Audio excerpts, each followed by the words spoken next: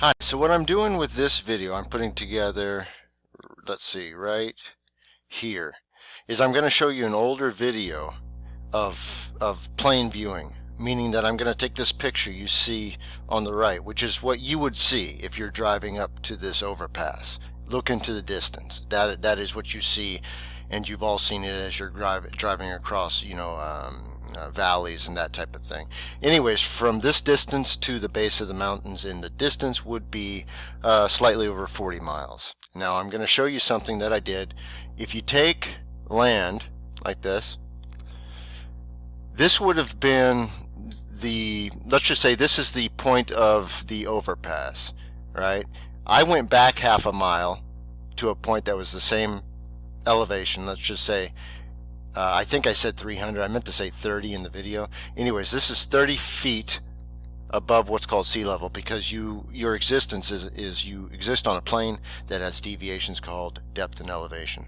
So anyways, what I'm doing with this is I'm creating a land telescope so that overpass has a slight curve to it, right? So if I can go ahead and get across the top, the very top here, it's going to create a mirage right here because I'm even. That's going to act as a mirror. That mirror is going to be the same as in a telescope where you have a reflecting mirror.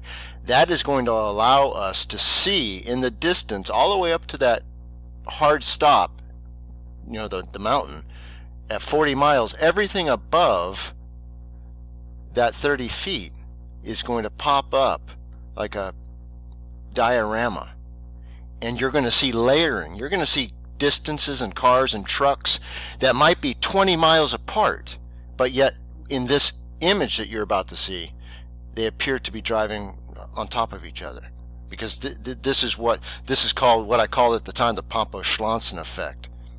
And this is why I did that, because nobody looking at this is actually taking it seriously and doing real work that is right there for you to do on the ground.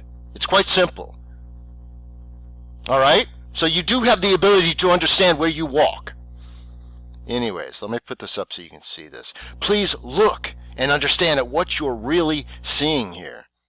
This will change it for you if you understand this. Thank you. Okay, so with this is just going to be, the spacewalk. We're walking out on the plane of space. This is for real. You don't even need a spacesuit, as it turns out. So this is what this winds up being, is just using the environment to create a telescope, really, or a microscope, depending on how you want to look at it.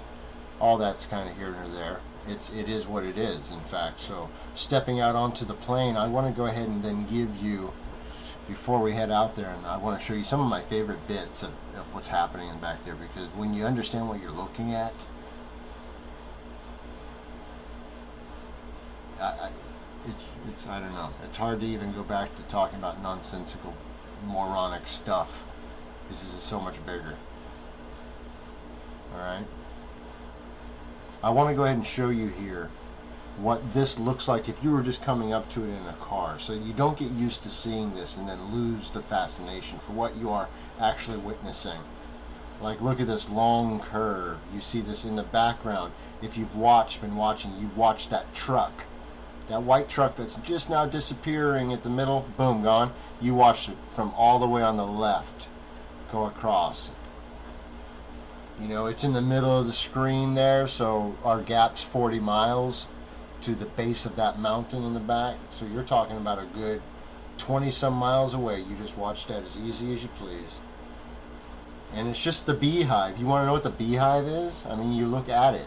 So then I want to go ahead and show you, that's what you would drive up to. You would just see flat. Nothing. That's the perspective that everyone sees. All right? And I told you before, remember I'm not even, I'm done past proving all that. Go back to my other video if you don't understand why you see that. Please. Now this is beyond all that. So now you're looking at everything that's above 300 feet, because I was about at 300 feet, plus or minus a foot or two. Okay? So then you see all of that activity is up in the upper part the upper area. And all I want to do is zoom in on different aspects of this area and just looking at the notice that it looks like everyone's moving across planes, doesn't it? Just a bunch of planes laid sideways, right? And they're all moving across these planes. And as long as they're above and not blocked by something else, then you'll see them. Otherwise, it blends into just a large tapestry of a moving image. And had, like I said before, had this, for example, think about this. That it's great not needing a spacesuit to explore because you can take rips and stuff. So, out here on the plane, looking around, what does that mean? Kind of even just going past into, okay, well, what's the use of this other than just seeing what reality is? Well, if you weren't to survey land, you would easily tell every down to reality, truth, every high spot down to the pebble. You know what I'm saying? You want a flat piece of dirt, you look at my last video, the plane scope, down on your level, and man, you'll see anything sticking up from that mirrored surface. That mirage line, which is not, it is the plane of space at the direct level with the pupil of the camera lens, or i.e. your eye, the camera lens being your eye, a substitute for it. That's why you're seeing it.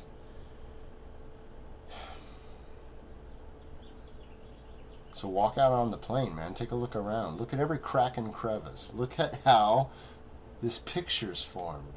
That's the beehive, man. You want to know the beehive? That's the beehive.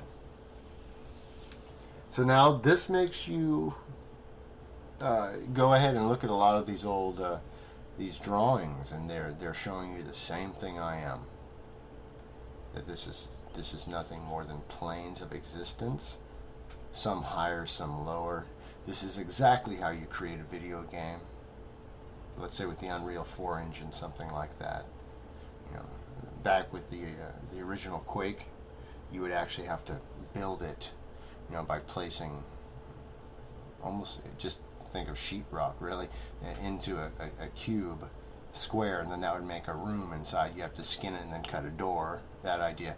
With the new kind of texturing and the idea of modeling after a present plane with usable dirt, i.e. you just manipulate or terraform. You then just pull up from the flat plane. If you want a hill of 30 feet, you just pull the mound up 30 feet, and there you have. If you need a mountain, you pull it up,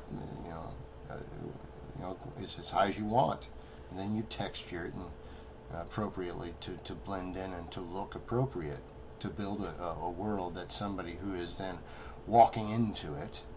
I'm talking about a video game now.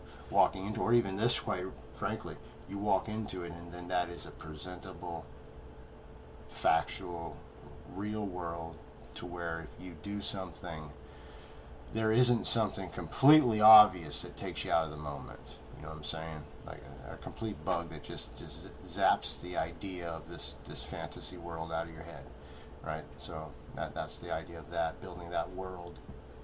Anyways, I just wanted to, this has been fascinating me ever since I took it, really. Because I knew it was there, but just seeing it is, and in a way that anyone else can see it, and you can go reproduce this yourself, man. Just remember, you need to be up the road. The longer you can make this approach, which means that you could even go farther back if you had a really nice scope, and quite literally zoom in on somebody cutting their grass, man. Miles and miles away. So now you understand how the firmament works above your head, how they can make things appear, right, at distance.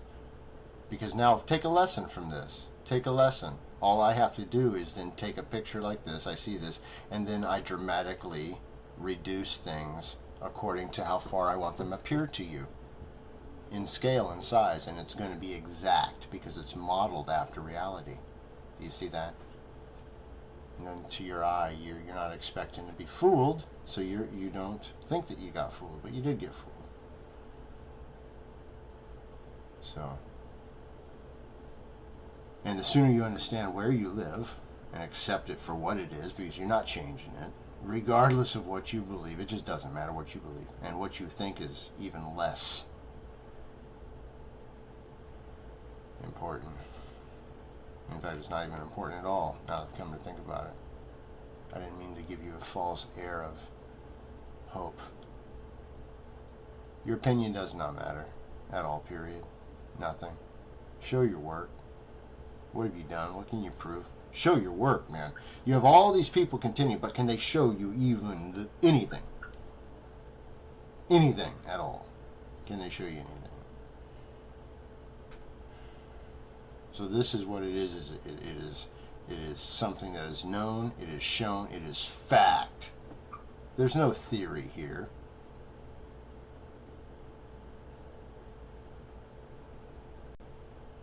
Anyways, I don't want to like bum out and get all, because this is such a, I love looking at this stuff. It's amazing to me.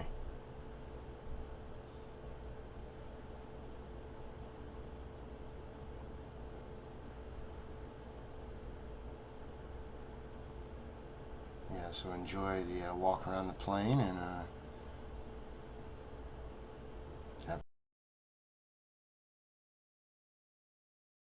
Okay, so from what I saw with the experiments, by leveling yourself with whatever level you're at, leveling yourself to the plane, the wall, the plane, right? You then look at creating that in a smaller environment.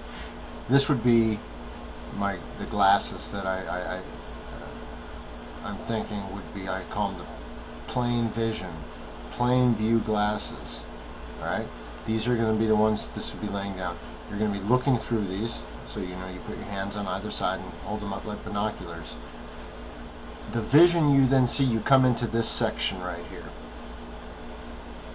Okay, this section right here, the monolith, it's going to have, you're going to be looking past or over a flat, this area being flat, flat, flat, okay, but color, blue color, red color, flat, so you wouldn't actually see that necessarily, but it would be there, being that I'm going to create a representation of a great distance in a panorama, or not a panorama, more like the other one, the other P word.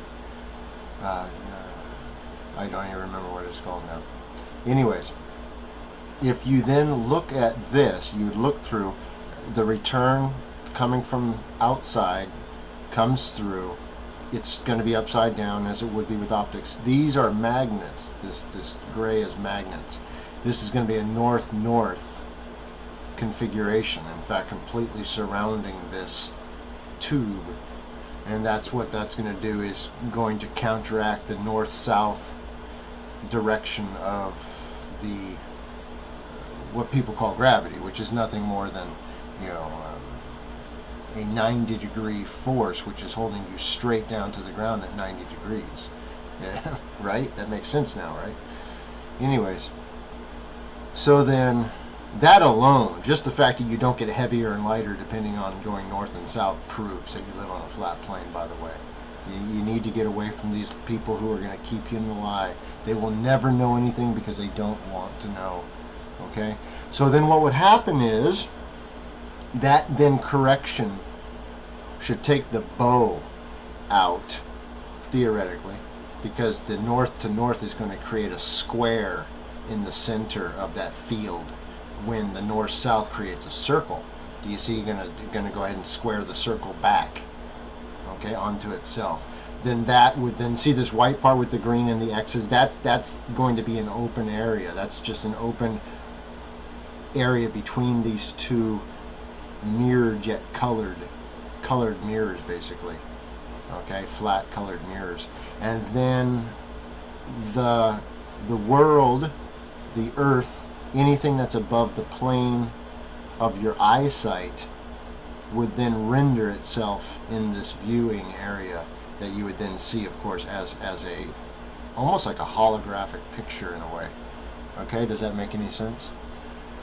So anyways, that's just a few thoughts I've had so far on the flat plane or the plane viewing glasses. Okay.